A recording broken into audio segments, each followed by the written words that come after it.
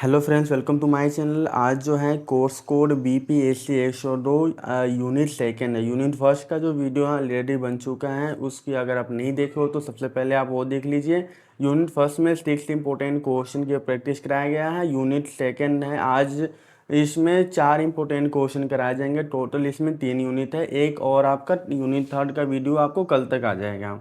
ये जो unit BPSC 102 है, constitutional government and democracy in India, ये कोर्स सब्जेक्ट का नाम है संवैधानिक सरकार और भारत में लोकतंत्र।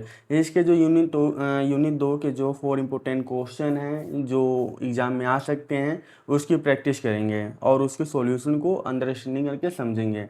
यूनिट फर्स्ट का वीडियो आप नहीं देखो तो इस वीडियो के डिस्क्रिप्शन में आपको लिंक मिल जाएगा पार्ट 1 का, यूनिट फर्स्ट का वीडियो, वो आप देख लेना। इसका PDF चाहिए तो आप टेलीग्राम ग्रुप में ज्वाइन कर लेना, लिंक आपको इस वीडियो के डिस्क्रिप्शन में मिल जाएगा। तो फर्स्ट क्वेश्चन जो है हमारा भारत में संघीय विधायिका की संरचना पे प्रकाश डालें।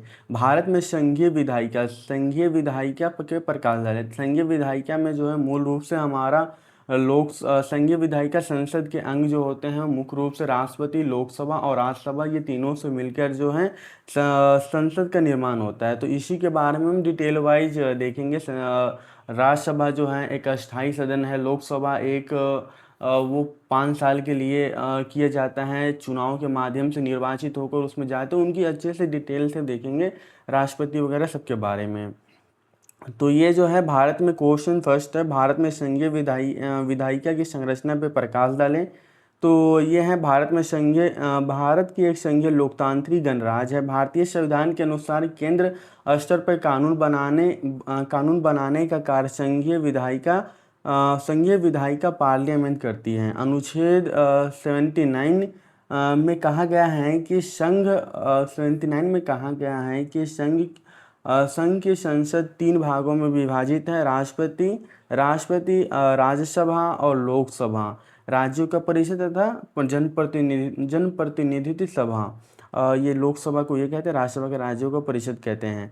जैसे भारतीय संसद देश की सर्वोच्च विधायी संस्था है जो कानून बनाती है, सरकार पर नियंत्रण रखती है तथा राष्ट्रीय नीतियों का निर्माण करती है। इसमें जो मुख्य रूप से है इस कानून का निर्माण करना है।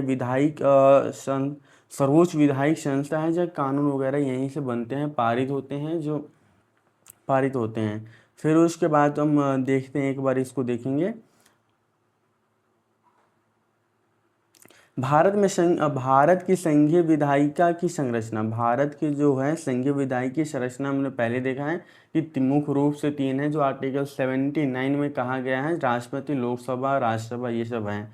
तो पहले हम जो है भारतीय की संघीय विधायिका निम्नलिखित 3 भागों में विभाजित है। पहला जो है हम राष्ट्रपति के बारे में देखेंगे।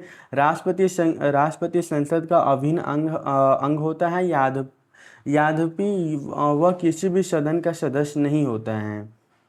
राष्ट्रपति की जो विशेषता है, राष्ट्रपति की प्रमुख विशेषता संसद का अधिवेशन को बुलाना तथा स्थगन करना, संसद को लोकसभा को भंग करना, संसद द्वारा पारित विधेयकों की स्वीकृति देना, संसद के दोनों सदनों को संयुक्त बैठक बुलाना, जो आर्टिकल 108 आर्टिकल उसमें है, 108 में है। संसद के अवकाश के दौरान अध्यादेश जारी करना, ये जो है 123 में है। संसद के अध्यादेश जारी करता है, संसदों को बुलाता है, स्थगन करता है, उसे भंग कर सकते हैं। राष्ट्रपति जी के पास इतने पावर हैं। प्रत्येक वर्ष संसद के प्रथम सत्र तथा नई लोकसभा प्रथम सत्र को संबोधित करते हैं। फिर इसके जो महत्व है, राष्ट्रपति की स्वीकृति के बिना कोई भी विधेयक कानून नहीं बन सकता है। ये हम राष्ट्रपति के बारे में देख लें। अब जो है राष्ट्रपति के मुख्य रूप से क्या काम है जो है। अब ये जो है राज्यसभा का क्या काम है, राज्यसभा का काम क्या है। राज्यसभा संसद का उच्च सदन होता है, अपर हाउस होता है। इसे राज्यों की परिषद भी कहा जाता है। विशेषता क्या है, इसकी अधिकतम संख्या 250 होनी चाहिए। वर्तमान व्यवस्था के अनुसार 245 सदस्य हैं। इनमें से 12 सदस्यों की मनोनयन 12 सदस्यों को राष्ट्रपति मनोनीत करता है। साहित्य, विज्ञान, कला, समाज सेवा तथा विशेष योगदान के आधार पर मनोनीत करते हैं 12 सदस्यों को राज्यसभा में। शेष सदस्यों को राज्यों के केंद्र शासित प्रदेशों के प्रतिनिधित्व करता है। सदस्यों को चुनाव संबंधित राज्यों के विधानसभाओं में निर्वाचित एकल संक्रमणीय मत प्रणाली के द्वारा किया जाता है, और राष्ट्रपति के चुनाव भी एकल संक्रमणीय मत प्रणाली के द्वारा ही किया जाता है।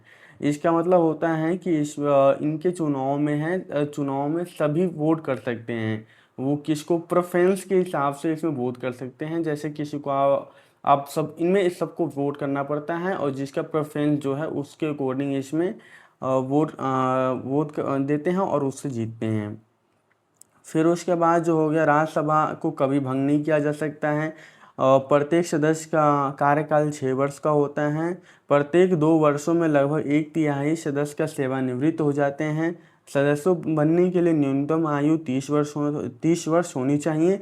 और भारत के उपराष्ट्रपति राज्यसभा का पदेन सभापति होता है। भारत का उपराष्ट्रपति जो होता है राज्यसभा का पदेन सभापति होता है। ये जो राज्यसभा के जो हैं क्या जो कुछ इम्पोर्टेंट बातें जो आपको पता होना चाहिए, जो लिखने में भी काम आएगा।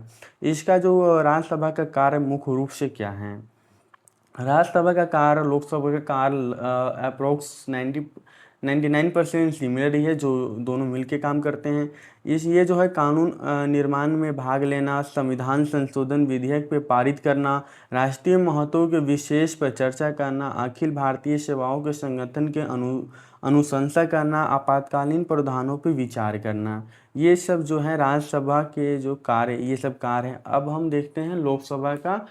लोकसभा में कौन से सदस्य, एमएलए वगैरह ये सब कैसे जाते हैं, उनका कार्यकाल वगैरह, इन सब के बारे में डिटेल से देखते हैं लोकसभा के बारे में। लोकसभा का जो है निम्न सदन, लोअर हाउस तथा इसे जनता का सदन भी कहा जाता है। वह इसके जो विशेषता जो है, इसकी विशेषता जो है अधिकतम सदस्य संख्या 252 होनी चाहिए, लेकिन वर्तमान में 543 है। सदस्यों का चुनाव जनता द्वारा प्रत्यक्ष निर्वाचन में किया जाता है। इसका मतलब ये है कि जनता डायरेक्ट वोट करती है और वो जो है लोकसभा में जाके बैठता है। लोकसभा का समान कार्यकाल 5 वर्षों के लिए होता है। राष्ट्रीय आपातकाल के दौरान इसका कार्यकाल बढ़ाया जा सकता है। सदस्यों की आयु जो है 25 वर्ष होता है, और राज्यसभा के लिए 30 वर्ष होने चाहिए, और राज्यसभा 6 वर्ष के लिए चलता है। लोकसभा का संचालन लोकसभा स्पीकर करते हैं। ये क्वेश्चन आपको लॉन्ग हो रहा है, लेकिन इससे आपको क्वेश्चन लोकसभा राज्यसभा के लिए स्पेशली पूछेगा तो उसमें लिखने के लिए काम आ जाएगा। क्वेश्चन कैसे भी घुमाएं आप लिख सकते हो, इसलिए तो मैं जो इनके पॉइंट वगैरह हैं इन सब थोड़े ज़्यादा से ज़्यादा बता रहे हैं। लोकसभा का कार्य, लोकसभा का जो कार्य है, लोकसभा का कार्य जो है, धन विधेयक केवल लोकसभा में प्रस्तुत किया जा सकता है, और धन विधेयक प्रस्तुत होने से पहले राष्ट्रपति के द्वारा अनुमति ले लिया जाता है। प्रधानमंत्री और मंत्रिपरिषद लोकसभा के प्रति सामूहिक रूप से उत्तरदायी होते हैं। प्रधानमंत्री और मंत्रिपरिषद लोकसभा के प्रति सामूहिक रूप से उत्तरदायी होते हैं। सरकार के कार्यों में प्रश्नकाल, शून्यकाल, विभिन्न समितियों के माध्यम से नियंत्रित रखना, बजट को पारित करना, सरकार के विरुद्ध अविश्वास प्रस्ताव भी पारित किया जाता है, तथा कानून वगैरह ये सब इसमें प्रक्रिया किया जाता है। विधि निर्माण वगैरह ये सब लोकसभा राज्यसभा से मिलकर ही काम करते हैं। अब सदन की प्रमुख शक्तियाँ क्या है। विधायी कार्य हो गया, नए कानून बनाना, पुराने कानून में संशोधन करना तथा उन्हें समाप्त करना। वित्तीय कार्य, वार्षिक बजट तथा सरकारी व्यय में स्वीकृति देना। कार्यपालिका पर नियंत्रण करना, प्रश्नकाल, चर्चा, स्थानीय समिति, ये संसद के जो कार्य है मुख्य रूप संसद, जिसमें लोकसभा, राज्यसभा, राष्ट्रपति तीनों संघ के अंग आ जाते हैं, उनके बारे में है। संविधान संशोधन जो है, संविधान संशोधन आवश्यक हो तो किया जाता है। निर्वाचन संबंधी जो है, राष्ट्रपति उप राष्ट्रपति आदि के चुनाव जो हैं, ये संसद का एक प्रमुख जो कार्य किया जाता है वो हैं। 6 नंबर जो पॉइंट है वो है, राष्ट्रपति राष्ट्रपति जो है उपराष्ट्रपति तथा उच्च न्यायालय तथा सर्वोच्च न्यायालय के न्यायाधीशों की महाभियोग संबंधी प्रक्रिया में भाग लेना, ये सब कार्य रहते हैं। फिर उसके बाद जो है भारतीय संसद की प्रमुख विशेषता। भारतीय संसद की प्रमुख विशेषता ये हैं जिसमें द्विसदनीय व्यवस्था है, लोकसभा राज्यसभा आते हैं, लोकतांत्रिक रूप से लोकतांत्रिक एवं प्रतिनिधित्व संस्था हो गया, लोकतंत्र जनता लोकसभा में चुनते हैं और राज्यसभा में प्रतिनिधित्व के माध्यम से उसमें जाते हैं लोग। संघीय ढांचे का संरचना, संविधान सर्वोच्च है, जनता के प्रति उत्तरदायी सरकार होती है, कानून का निर्माण तथा सर्वोच्च संस्था। ये सब हो गया। और इसका जो कंक्लूजन देख लेते हैं। भारत में संघीय विधायी लोकतंत्र के आधार का स्तंभ है। राष्ट्रपति, राज्यसभा तथा लोकसभा मिलकर संसद का निर्माण करते हैं। लोकसभा जनता की इच्छा का प्रतिनिधित्व करती है, जबकि राज्यसभा जो है राज्यों के हितों के लिए रक्षा करती है। दोनों सदनों तथा राष्ट्रपति समन्वित कार्यों से देश की प्रभावी कानून निर्माण, शासन की जवाबदेही तथा लोकतंत्र के मूल्यों को संरक्षण करती है। इसलिए भारतीय संसद को देश की सर्वोच्च विधायी संस्था तथा लोकतंत्र की आत्मा भी कहा जाता है। तो पहला क्वेश्चन है, थोड़ा टाइम ज़्यादा ले लिए क्योंकि इसमें जो है बहुत सारे क्वेश्चन बनते हैं, इसलिए इसको आप डिटेल वाइज आप लिख सकते हो। अब जो सेकेंड नंबर हमारा क्वेश्चन है, भारत संसद व्यवस्था में राज्यों की विधायिका की स्थिति को स्पष्ट करिए। क्वेश्चन नंबर जो सेकेंड है वो है, भारत शासन व्यवस्था में राज्यों की विधायिक शक्तियों को स्पष्ट कीजिए। तो ये जो भारत एक संघीय लोकतांत्रिक गणराज्य है जहाँ शासन व्यवस्था केंद्र और राज्यों के बीच में जो है विभाजित है। प्रत्येक राज्य कानून बनाने के लिए राज्य विधायिका होती है। भारतीय संविधान के 168 अनुच्छेद 168 के अनुसार प्रत्येक राज्य में राज्यपाल तथा दो सदनों वाली विधायिका प्रावधान होती है। अधिकांश राज्यों में एक सदनीय व्यवस्था है जिसमें केवल विधानसभा है, लेकिन जबकि कुछ राज्यों में द्विसदनीय व्यवस्था है, विधानसभा तथा विधान परिषद है। तो राज्यों के विधायिक स्थितियों में जैसे हमारे सेंटर में लोकसभा, राज्यसभा, राष्ट्रपति है, वैसे ये स्टेट में हमारा विधानसभा तथा विधान परिषद है। लेकिन विधान परिषद सारे राज्यों में नहीं है। विधानसभा जो है विधानसभा सारे राज्यों में है, लेकिन विधान परिषद कुछ ही राज्यों में है। तो उसके बारे में देखेंगे क्या जैसे सेंट्रल में काम करती है वैसे ही सेम विधायिक शक्तियाँ इसमें काम करती हैं। तो हो गया राज्यों में विधायिक राजसूची तथा समवर्ती सूची के लिए विषयों पर कानून बनाती है। राज्य सूची में पुलिस, लोक व्यवस्था, सिंचाई, स्वास्थ्य, स्थानीय शासन आदि विषय शामिल हैं। समवर्ती सूची के विषयों में केंद्र और राज्य दोनों कानून बना सकते हैं, लेकिन टकराव की स्थिति में समांतर केंद्र का कानून प्रभावी माना जाता है। और इसमें जो है जैसे शिक्षा आ गया, जनसंख्या कंट्रोल वगैरह, ये सब जो है ये हमारे समवर्ती सूची में आते हैं, जिसमें दोनों मिलके काम करते हैं। तो अब हम देखते हैं राज्यसभा में जो विधानसभा जो होता है, राज्य विधायिका का प्रमुख एक शक्तिशाली सदन होता है, जिसमें सदस्य जनता द्वारा प्रत्यक्ष निर्वाचन के माध्यम से चुने जाते हैं। इसका समानता कार्यकाल 5 वर्ष का होता है।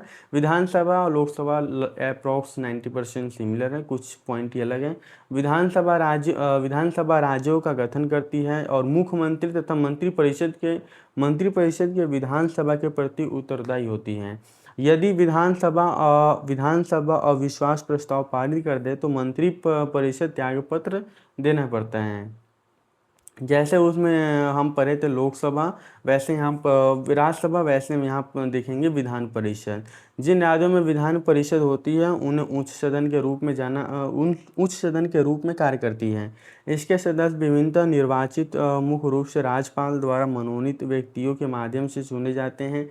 विधान परिषद कानून की समीक्षा पुनर्विचार के अवसर प्रदान करती है, परंतु इसकी शक्तियाँ विधानसभा की तुलना में सीमित होती है। विशेष रूप से धन विधेयक के मामले में विधान सभा का निर्णय सर्वोपरि माना जाता है। अब जो है राज विधायिका जो है केवल कानून निर्मित तक सीमित नहीं है, यह बजट पारित करती है और करों की स्वीकृति देती है, सरकारी नीतियों पर चर्चा करती है तथा प्रश्नकाल, ध्यान आकर्षण प्रस्ताव, स्थानीय समिति और अन्य संसदीय प्रक्रिया के माध्यम से कार्यपालिका पर नियंत्रण करती है। इस प्रकार राज्य विधायिका लोकतांत्रिक उत्तरदायी तथा सुशासन व्यवस्था सुनिश्चित करने में महत्वपूर्ण भूमिका निभाती हैं। तो क्वेश्चन हमारा ये है कि भारतीय शासन व्यवस्था में राज्यों में विधायिका की स्थिति को स्पष्ट कीजिए। विधायिका में हमारा विधानसभा, विधान परिषद तथा राज्यपाल ये सब आ जाते हैं। इनके बारे में हम सही से देख लिए। अब जो निष्कर्ष है एक बार इसको अब रीड कर लीजिए। भारतीय शासन व्यवस्था में राज्य विधायिका राज्यों में सर्वोपरि विद्यमान संस्था है। यह राज्यों के लोगों का प्रतिनिधित्व करती है। राज्य स्तर पर कानून बनाती है, सरकार उत्तरदायी बनती है तथा लोकतंत्र शासन को प्रभावी ढंग से संचालित करती है। संघीय व्यवस्था को सुदृढ़ बनाने तथा राज्यों के हितों की रक्षा करने में राज्य विधायिका की भूमिका के अंतर्गत महत्वपूर्ण माना जाता है। तो 2 क्वेश्चन हो गए फ्रेंड्स, अप्रोक्स 15 मिनट, अब 10 मिनट के अप्रोक्स में ये दोनों क्वेश्चन हमने खत्म कर देंगे। वीडियो अच्छी लग रही है तो प्लीज़ लाइक कर देना, चैनल को सब्सक्राइब कर देना और इसके पीडीएफ के लिए आप टेलीग्राम ग्रुप ज्वाइन कर लेना। ग्रुप लिंक जो है वो इस वीडियो के डिस्क्रिप्शन में आपको मिल जाएगा। अब ये जो क्वेश्चन नंबर 3 है वो है भारतीय संसद प्रणाली में राष्ट्रपति और प्रधानमंत्री के पारस्परिक स्थितियों पर लेख लिखिए। इसमें हम राष्ट्रपति के और प्रधानमंत्री के बारे में विस्तार से देखेंगे, इनके आर्टिकल वगैरह और इनके जो हैं कार्य क्या करते हैं इनके बारे में देखेंगे। भारत के संसदीय शासन प्रणाली पार्लियामेंट सिस्टम अपनाई गई है। ये जो अपनाई गई है ब्रिटेन से लिया गया है, जिसका आधार जो है ब्रिटेन संसदीय प्रणाली है। भारतीय संविधान के अनुसार राष्ट्रपति राज्य का संवैधानिक प्रमुख होता है, जबकि प्रधानमंत्री सरकार का वास्तविक प्रमुख होता है। दोनों के बीच सहयोग, समन्वय तथा संवैधानिक संतुलन भारतीय लोकतंत्र की सफलता का आधार है। राष्ट्रपति और प्रधानमंत्री पारस्परिक स्थिति। राष्ट्रपति और प्रधानमंत्री की पारस्परिक स्थिति संविधान के अनुच्छेद 52 में राष्ट्रपति के पद तथा अनुच्छेद 74 में राष्ट्रपति को सहायता और सलाह देने के लिए प्रधानमंत्री की अध्यक्षता मंत्रिपरिषद का प्रावधान है। अनुच्छेद 52 और अनुच्छेद 64 में ये प्रावधान है। और राष्ट्रपति सामान्यतः मंत्रिपरिषद का सलाह के अनुसार कार्य करता है। इस प्रकार राष्ट्रपति और प्रधानमंत्री के बीच संवैधानिक नियमों तथा परस्पर विश्वास पर आधारित होता है। प्रधानमंत्री की नियुक्ति राष्ट्रपति के द्वारा की जाती है। प्रधानमंत्री की जो नियुक्ति होता है राष्ट्रपति के द्वारा किया जाता है। समानता राष्ट्रपति जो होता है राष्ट्रपति लोकसभा में बहुमत प्राप्त दल या गठबंधन के नेता को प्रधानमंत्री को नियुक्ति करता है। राष्ट्रपति जो लोकसभा में जो बहुमत प्राप्त करते हैं तथा गठबंधन के नेता होते हैं उनमें प्रमुख को जो है नियुक्त करता है। प्रधानमंत्री की सलाह पर राष्ट्रपति अन्य मंत्रियों की नियुक्ति करता है तथा उनके त्यागपत्र को स्वीकार करता है। ये जो हो गया। फिर उस ये डिफरेंस समझ लो आप क्या है, मतलब क्या क्या काम करते हैं। प्रधानमंत्री का कर्तव्य है वह राष्ट्रपति को सरकार के सभी महत्वपूर्ण निर्णयों, नीतियों और प्रशासनिक मामलों की जानकारी देता है। अनुच्छेद 78 के अनुसार जो है प्रधानमंत्री जो होता है राष्ट्रपति को मंत्रिपरिषद के निर्णयों से अवगत कराता है तथा राष्ट्रपति द्वारा मांगी गई जानकारी उपलब्ध करवाता है। इसका राष्ट्रपति देश के शासन पर नियंत्रण परिचित रखते हैं। राष्ट्रपति संसद का अभिन्न अंग है। राष्ट्रपति जो संसद का अभिन्न अंग है, वह संसद का अधिवेशन को बुलाता है तथा स्थगन करता है, जो हम उपराष्ट्रपति के बारे में पढ़ लिए। लोकसभा को भंग कर सकता है तथा संसद द्वारा पारित विधेयकों को स्वीकृति दे सकता है। याद रखें कि ये सभी कार्य समानतः प्रधानमंत्री और मंत्रिपरिषद की सलाह पर ही किए जाते हैं। फिर जो है ये 300 से 400 वर्ड में है, तो आप इजीली लॉन्ग आंसर आप इसे लिख सकते हो। कुछ विशेष परिस्थितियों में, जैसे स्पष्ट बहुमत न होने की स्थिति में, सरकार का गठन एवं संवैधानिक संकट के समय राष्ट्रपति सीमित विवेकाधिकार का प्रयोग कर सकते हैं। वही प्रधानमंत्री सरकार का नेतृत्व करता है, मंत्रिपरिषद का संचालन करता है तथा नीतियों बनाने तथा संसद के प्रति उत्तरदायी रखता है। ये जो प्रधानमंत्री और राष्ट्रपति के कार्य वगैरह ये सब देख लिए। अब इसका जो निष्कर्ष ये है, कंक्लूजन ये है, सारा का सारांश ये हो गया।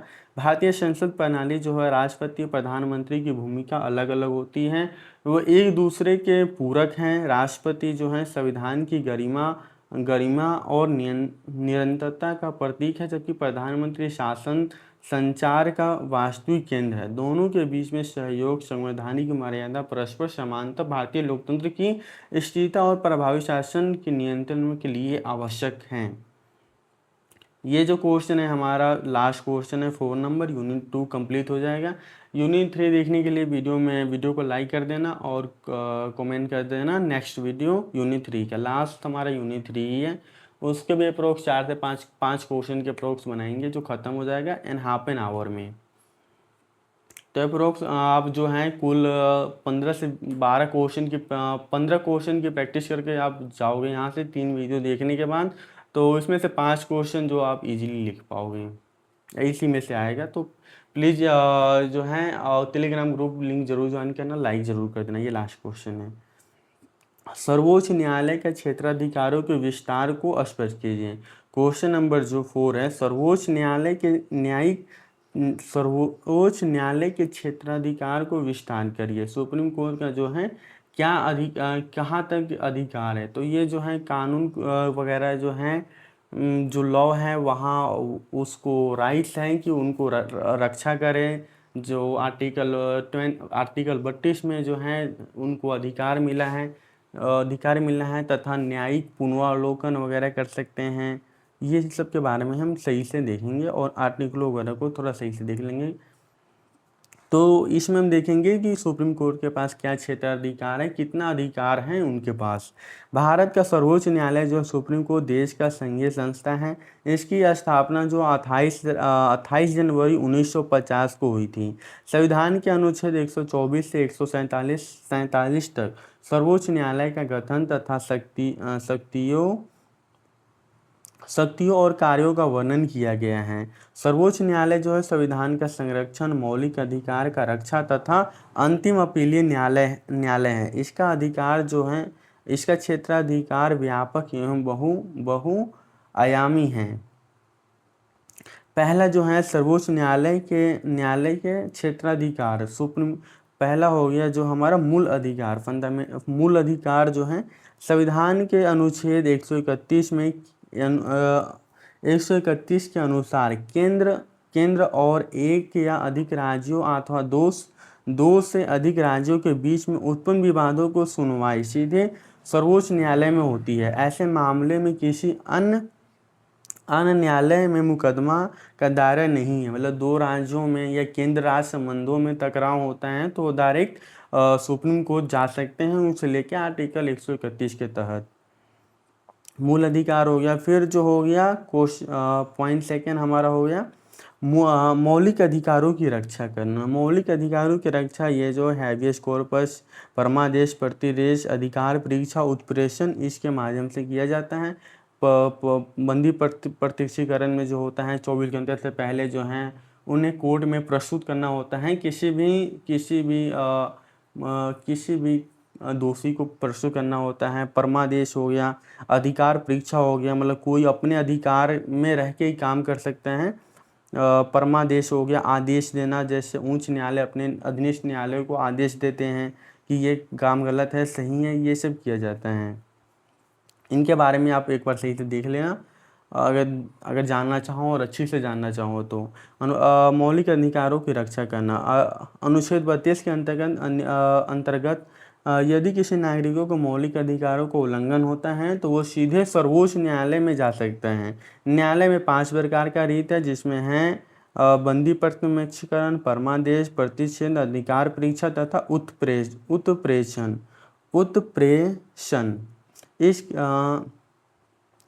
इसे जो है इसी कारण भीमराव अम्बेडकर ने अनुच्छेद 32 को संविधान का आत्मा या हृदय कहा है। फिर जो हो गया हमने मूल अधिकार देख लिए, केंद्र राज्य संबंध, फिर मौलिक अधिकार। अब हम देख लेते हैं अपीलीय क्षेत्राधिकार। सर्वोच्च न्यायालय देश की सर्वोच्च अपीलीय न्यायालय है। यहाँ जो है उच्च न्यायालयों के निर्णय के विरुद्ध निम्न मामलों में अपील सुनते हैं, जैसे संवैधानिक मामले, सिविल मामले, क्रिमिनल मामले। इन सभी को जो है अपीलीय क्षेत्राधिकार इनको देखा जाता है। विशेष अनुमति याचिका जो है अनुच्छेद 136 में है, जिसमें लॉ वगैरह जो सिविल या क्रिमिनल मामले हैं, संवैधानिक मामले वगैरह, कॉन्स्टिट्यूशन, ये सब अपीलीय क्षेत्राधिकार में आ जाते हैं। 4 नंबर पॉइंट है परमादेश संबंधी अधिकार। तो ये जो है आर्टिकल 143 के जो हैं अनुसार राष्ट्रपति किसी महत्वपूर्ण विधेयक, संवैधानिक प्रश्न तथा सर्वोच्च न्यायालय को परामर्श दे सकता है। न्यायालय अपनी राय दे सकता है, परंतु उसे जो है मानना राष्ट्रपति के लिए अनिवार्य नहीं है। तथा पुनर्विचार का क्षेत्राधिकार, जो सुप्रीम कोर्ट है अपने जो किसी जजमेंट पे पुनर्विचार भी कर सकती है। आर्टिकल 137 के अनुसार सर्वोच्च न्यायालय अपने दिए गए निर्णयों तथा पुनः समीक्षा रिव्यू कर सकती है यदि उसमें कोई स्पष्ट त्रुटि दिखाई दे तो।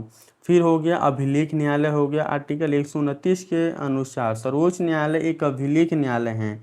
इसका निर्णय जो है अस्थायी अभिलेख मानी जाती है तथा यह निर्णय का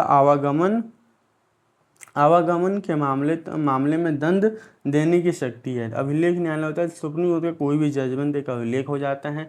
नेक्स्ट कोई उस पर अगर क्रिमिनल या सिविल मामले आते हैं तो उस जजमेंट के हिसाब से आप सुनवाई किया जाता है। न्यायिक पुनर्वालोकन किसी भी वो हमने देख लिया था ऊपर ही। सर्वोच्च न्यायालय संसद तथा राज्य विधानमंडल द्वारा बनाए गए कानूनों तथा सरकार के द्वारा की गई संवैधानिक विधायी की जांच करना। यदि कोई कानून संविधान के विरुद्ध पाया जाता है उसे न्यायिक तथा असंवैधानिक घोषित कर सकते हैं। यह संविधान की सर्वोच्चता सुनिश्चित करने के महत्वपूर्ण अधिकार हैं। न्यायिक पुनर्वालोकन। फिर उसके बाद जो है कुछ ये नॉर्मल से देख लेते हैं। सर्वोच्च न्यायालय का महत्व जो है संविधान का संरक्षण एवं व्याख्याता, मौलिक अधिकारों की रक्षा, न्यायपालिका की स्वतंत्र प्रतीक, केंद्र और राज्यों के बीच में विवादों का निष्पक्ष लोकतंत्र, विधि के शासन में नागरिकता स्वतंत्रता की रक्षा करना। अगर आपको आर्टिकल वगैरह वो सब याद नहीं होते तो इनको आप लिख कर एक्सप्लेन कर सकते हो अपने अकॉर्डिंग, जैसे करना चाहो आप। अब इसका जो लास्ट कंक्लूजन हो गया, सर्वोच्च न्यायालय के क्षेत्राधिकार अत्यंत व्यापक और प्रभावशाली हैं। मूल अपीलीय, परमादेश, रीत, पुनर्विचार तथा न्यायिक पुनर्वालोकन जैसी शक्तियाँ के माध्यम से यह संविधान की रक्षा करता है, नागरिकों के अधिकारों को सुरक्षा सुनिश्चित करता है तथा लोकतंत्र शासन व्यवस्था सुदृढ़ बनाता है। इसलिए सर्वोच्च न्यायालय को भारतीय लोकतंत्र का संविधान का संरक्षण तथा अंतिम न्यायालय प्राधिकरण भी कहा जाता है। Thank you friends, please like and subscribe video और थैंक यू फ्रेंड्स।